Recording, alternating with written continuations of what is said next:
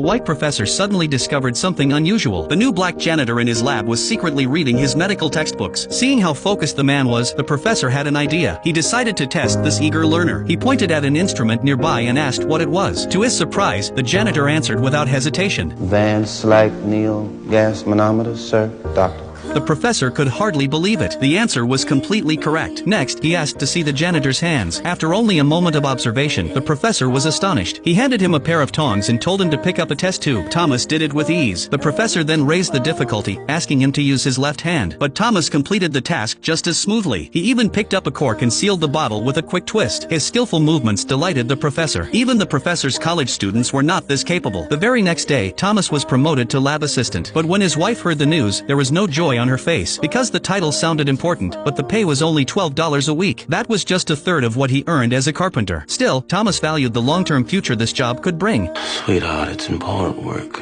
and it's a real opportunity, and I love what I'm doing.